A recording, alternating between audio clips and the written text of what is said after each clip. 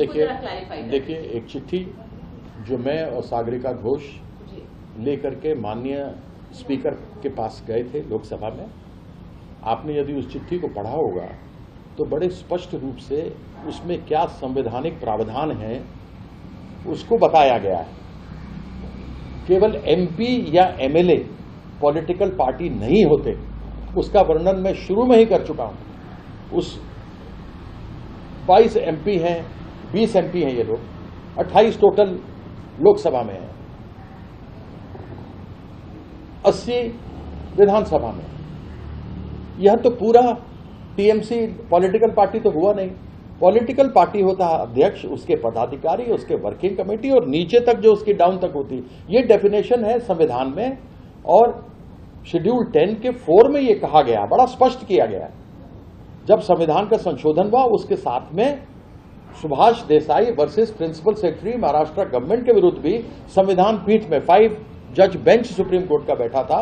उन्होंने कहा था कि ऐसे नहीं हो सकता। पूरी पॉलिटिकल पार्टी को, पॉलिटिकल पार्टी में केवल उसके सदस्य नहीं होते, उसकी प्रॉपर्टी, उसकी ऑफिस, उसका बैंक अकाउंट, उसका खाते में बैलेंस, उसके पैसे, वो सारा कुछ होता है जो कि पूरा मर्ज करना चाहिए। वो भी जाके सेपरेट ग्रुप नहीं, मर्ज होना पड़ेगा आपको। वो तो हो नहीं रहा। और ये मैं नहीं कहता, ये संविधान कहता है। यदि संविधान के अनुरूप कुछ हो रहा हो तो हम बोलने लायक नहीं, लेकिन यहां संविधान के अनुरूप तो कुछ नहीं हो रहा।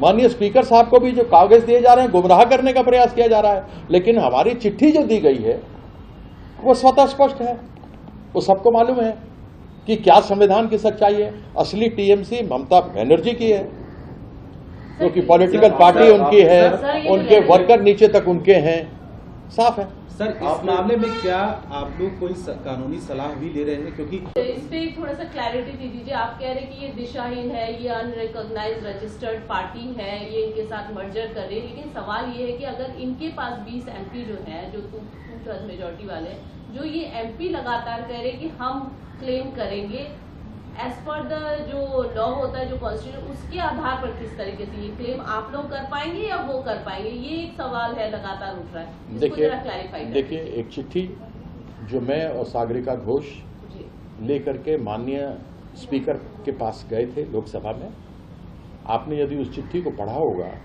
तो बड़े स्पष्ट रूप से उसमें क्या संवैधानिक प्रावधान है उसको बताया गया है।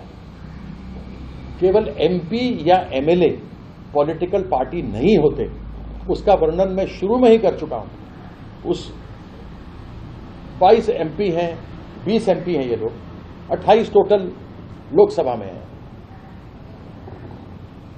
80 विधानसभा में। यह तो पूरा टीएमसी पॉलिटिकल पार्टी तो हुआ नहीं। पॉलिटिकल पार्टी होता है अध्यक्ष, उसके पदाधिकारी, उसके वर्किंग कमेटी और नीचे तक जो उसकी डाउन तक होती। ये डेफिनेशन है संविधान में और शेड्यूल 10 के 4 में ये कहा गया, बड़ा स्पष्ट किया गया। जब संविधान का संशोधन हुआ उसके साथ में Subhash Desai versus principal secretary Maharashtra government के विरुद्ध भी संविधान पीठ में 5 जज बेंच सुप्रीम कोर्ट का बैठा था। उन्होंने कहा था कि ऐसे नहीं हो सकता। पूरी पॉलिटिकल पार्टी को, पॉलिटिकल पार्टी में केवल उसके सदस्य नहीं होते, उसकी प्रॉपर्टी, उसकी ऑफिस, उसका बैंक अकाउंट, उसका खाते में बैलेंस, उसके पैसे, वो सारा कुछ होता है जो कि पूरा मर्ज करना चाहिए। वो भी जाके सेपरेट ग्रुप नहीं, मर्ज होना पड़ेगा आपको। वो तो हो नहीं रहा। और ये मैं नहीं कहता, ये संविधान कहता है। यदि संविधान के अनुरूप कुछ हो रहा हो तो हम बोलने लायक नहीं, लेकिन यहां संविधान के अनुरूप तो कुछ नहीं हो रहा। माननीय स्पीकर साहब को भी जो कागज दिए जा रहे हैं, गुमराह करने का प्रयास किया जा रहा है। लेकिन हमारी चिट्ठी जो दी गई है वो स्वतः स्पष्ट है, वो सबको मालूम है कि क्या संविधान की सच्चाई है। असली टीएमसी ममता बनर्जी की है, क्योंकि पॉलिटिकल पार्टी उनकी है, उनके वर्कर नीचे तक उनके हैं, साफ है। सर, इस मामले में क्या आप लोग कोई कानूनी सलाह भी ले रहे हैं? क्योंकि